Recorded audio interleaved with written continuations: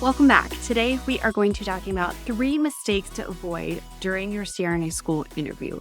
So if you've already scored an interview, congratulations, you've made it to a step in a process that not many people get to. And if you're here just trying to do some research for when the time comes, perfect, we got some tips for you.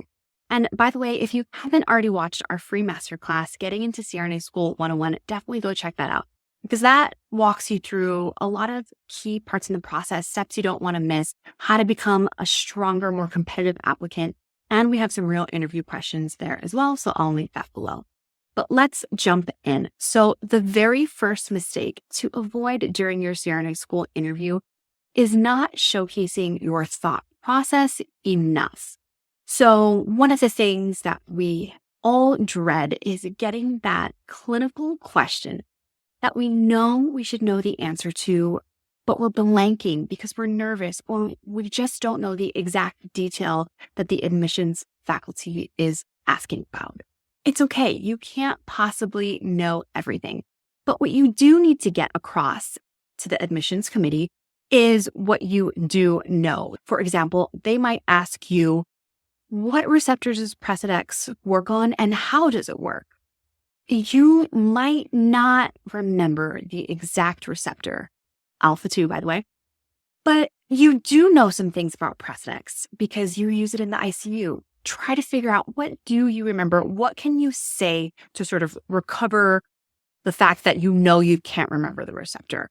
And actually, as you're talking through your answer, it might end up coming to you. But for example, surely you know some side effects of Precedex, bradycardia, some dosages. What are you putting your patients in the ICU on?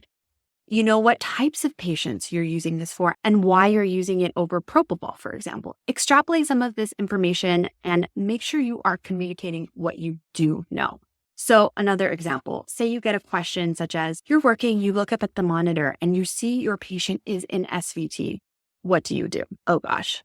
Okay, right? Take a deep breath. So what you could say is, I check a blood pressure, page my attending, ask the patient to bear down and prepare some adenosine. Now, while that is a perfectly fine answer, or you could show a bit more of your thought process. First, I check a blood pressure to make sure the patient isn't hypotensive, because I know when patients have such a high heart rate, the heart does not have enough time during diastole to fill. So the patient could get hypotensive and could start to get symptomatic.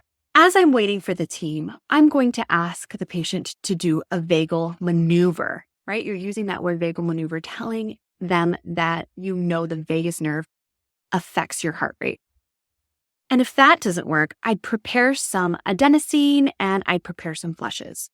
Okay, now you're telling them, you know that if the vagal maneuver doesn't work, you're going to get adenosine and you need to be pushing that fast. You need to be giving it at the port closest to the patient.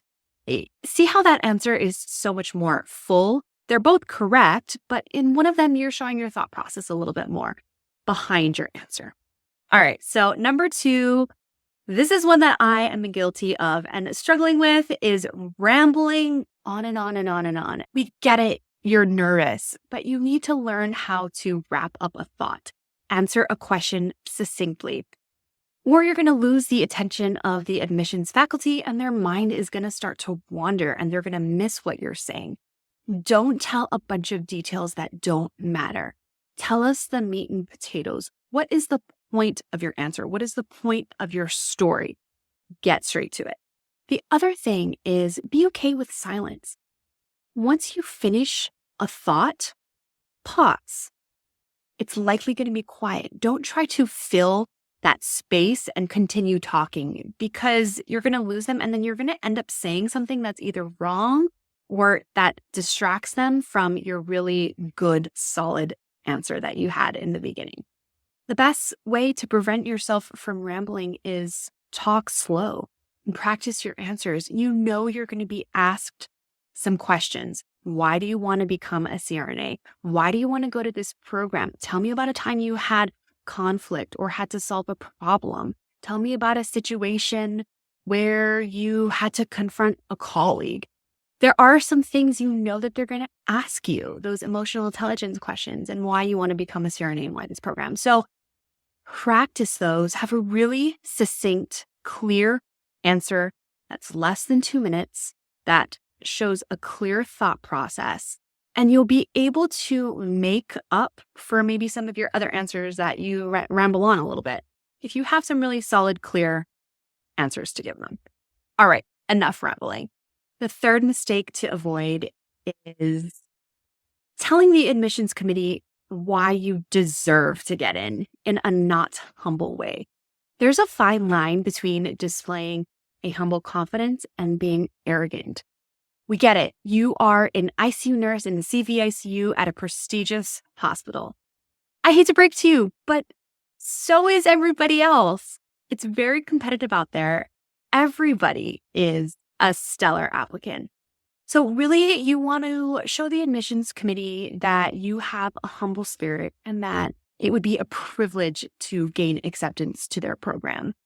And yes, you have to be confident in the experience and what you are bringing to the table. You have to be confident that yes, you do deserve to be there, but not in a way that, why wouldn't they give you this spot? You know what I mean? People can really pick up on your attitude and how you are saying things. So in summary, the 3 mistakes that you need to avoid during your CRNA school interview, number 1 is not showcasing your thought process enough. Number 2 is rambling on and on and on. And number 3 is being a little too arrogant and telling the admissions committee that basically the spot is yours. The best way to prepare for your CRNA school interview is to prepare ahead of time. Do a mock interview. Practice, practice, practice. Fine-tune the art of storytelling. Paint the picture of who you are. And remember, your admissions committee sitting across the table from you, sitting across the computer screen from you, they are human too. All right, that's all I have for you today. I will see you next week.